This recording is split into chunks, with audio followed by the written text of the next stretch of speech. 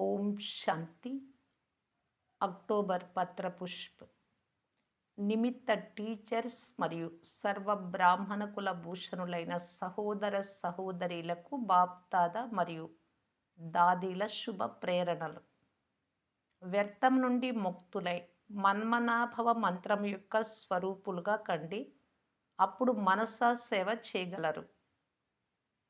పరమప్రియ అవ్యక్తమూర్త్ మాతాపిత బాప్దాదాకు అతి ప్రియమైన సదాశుభ సంకల్పాల స్టాకును జమ చేసుకొని శుభ భావనలతో సంపన్నంగా ఉండే తమ సుఖమయ స్థితి మరియు సుఖ వృత్తుల ద్వారా మనసా సేవ చేసే అనుభవీలు, నిమిత్త టీచర్స్ సహోదరులు మరియు దేశ విదేశాలలోని సర్వ బ్రాహ్మణ కుల భూషణులైన సహోదర సహోదరీలు ఈశ్వరీయ స్నేహ సంపన్న మధుర స్మృతులతో పాటు దసరా మరియు దీపావళి యొక్క పావన పర్వాలకు అందరికీ శుభాభినందనలు. తర్వాత సమాచారం. అక్టోబర్ పండుగల యొక్క మాసం. సంగం యుగానికి సంబంధించిన స్మృతి చిహ్నాలను పండుగల రూపంలో అందరూ ధూమ్ధామ్గా జరుపుకుంటూ ఉన్నారు. వికారాలపై సంపూర్ణ విజయానికి జ్ఞాపకార్థంగా విజయదశమి.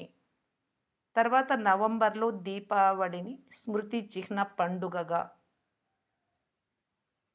ధన్తేరస్, గోవర్ధన్ పూజ, చిన్న దీపావళి, పెద్ద దీపావళి, క్రొత్త సంవత్సరము, భయ్యా దూద్ మొదలైన పండుగలను కూడా జరుపుకుంటారు.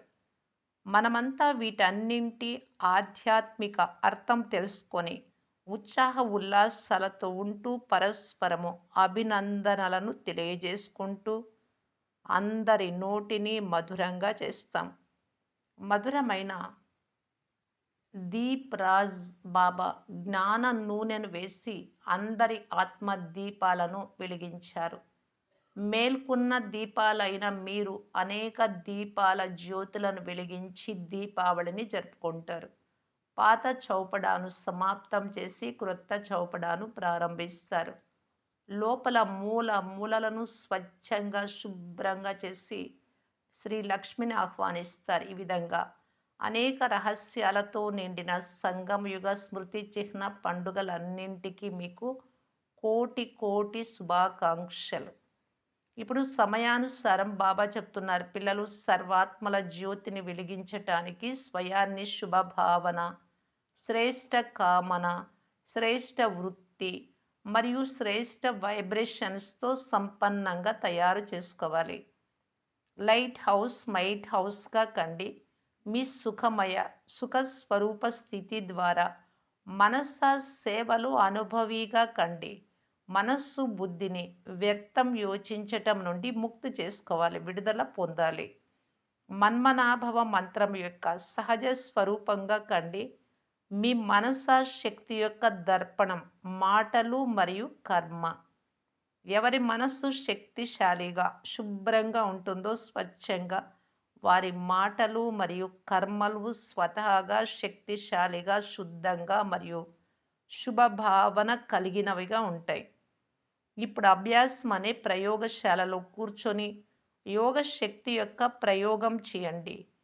ఇప్పటి వరకు జ్ఞానము, గుణాలు, శక్తుల సాగరంలో పై అలలలో తేలియాడుతూ ఉన్నారు. అయితే ఇప్పుడు సాగరం యొక్క లోతులలోకి వెళ్ళి అనేక విచిత్ర అనుభవాల రత్నాలను ప్రాప్తి చేసుకోవాలి. యోగ శక్తిని జమ చేసుకోవటానికి బాప్దాదా చెప్తున్నారు, పిల్లలు కర్మ మరియు యోగం యొక్క బ్యాలెన్స్ను ఉంచుకోవాలి. కర్మ చేస్తూ యోగం యొక్క పవర్ఫుల్ స్థితిలో ఉండాలి. ఏ విధంగా సేవ కొరకు అన్వేషిస్తారు, అలాగే యోగం యొక్క విశేష అనుభవాల అభ్యాసం కొరకు సమయాన్ని తీయండి. నవీనతను తీసుకొచ్చి అందరి ముందు ఎగ్జాంపుల్ కనుక ఉదాహరణ మూర్తిగా కండి. ఎందుకంటే వర్తమాన సమయానుసారం సర్వాత్మలు ప్రత్యక్ష ఫలం అనగా ప్రాక్టికల్ ప్రూఫ్ చూడాలనుకుంటూ ఉన్నారు. మీ దగ్గర ఏదైతే శాంతి శక్తి ఉందో దీని ప్రయోగాన్ని మొదట మీ పట్ల, తనువు యొక్క వ్యాధి పట్ల ప్రయోగించి చూడండి యోగము ద్వారా. దీని ద్వారా కర్మ బంధనం యొక్క రూపము మధుర సంబంధ రూపంలోకి మారగలదు. కర్మ భోగము, కర్మ కఠినమైన బంధనాలు కూడా సైలెన్స్ శక్తితో నీటిపైన గీతలాగా అనుభవం కాగలవు. చెప్పండి. ఇలాంటి ప్రయోగశాలలో కూర్చొని మనస శుభ భావనల ప్రయోగం చేస్తూ సఫలతామూర్తులుగా అయ్యారు కదా! ఇప్పుడు విశేషంగా సమయాన్ని తీసి తమ మనస సూక్ష్మ శక్తుల ప్రయోగం చేయాలి. అచ్చా! మీరందరూ స్వయం స్థితిని సంపన్నంగా చేసుకొని పరమాత్మ ప్రత్యక్షత కార్యాన్ని సంపన్నం చేసుకోవటానికి తీవ్రంగా ప్రయత్నిస్తూ ఉన్నారు కదా! అందరికీ చాలా చాలా స్నేహ సంపన్న మధుర ప్రియ స్మృతులను స్వీకరించండి. ఈశ్వరీయ సేవలో బీకే మోహిని దీదీజీ. ఓం శాంతి.